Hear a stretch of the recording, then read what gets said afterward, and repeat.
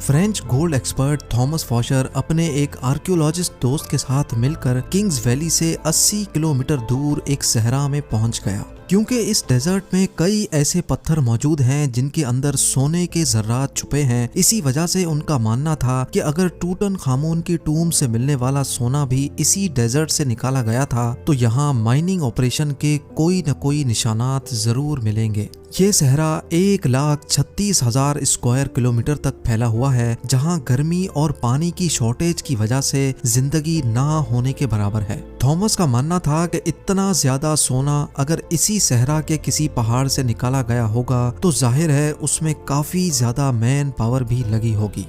Thomas और उसका साथी इसी खोज में सहरा के अंदर जाते रहे। इस बंजर सहरा में कई घंटों तक सफर करने के बाद काफी अंदर जाकर उनको पहाड़ के नीचे एक अजीब मंजर देखने को मिला। करीब जाकर मालूम पड़ा कि ये एक कदीम जमाने का कुआं था जो पूरी तरह से खुश्क पड़ा हुआ था। ये बात तो जाहिर थी कि ये कुआं किसी दौर में यहाँ से गुजरने वाले काफिलों को पानी फराहम करता था, लेकिन हैरत अंगेज तौर पे यहाँ कुछ और भी था जो इस कुएं से भी ज्यादा इम्पोर्टेंट था।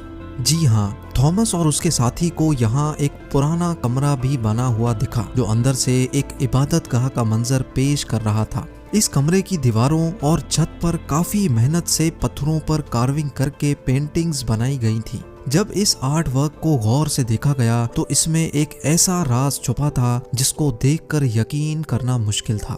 थॉमस के साथ आया दोस्त जो कि एक आर्कियोलॉजिस्ट था, उसने बताया कि इस पेंटिंग में वही राज छुपा है जिसकी तलाश में हम लोग निकले हैं। पेंटिंग में जाहिर था कि सहरा में बना यह कुआं और रेस्ट रूम इस सहरा का सबसे पहला स्टॉप है जहां पर एंशिएंट गोल्ड माइनर्स आराम करने के लिए रुकते थे। एंशिएंट इंजीनियर्स ने गोल्ड माइन तक जाने के लिए कुआं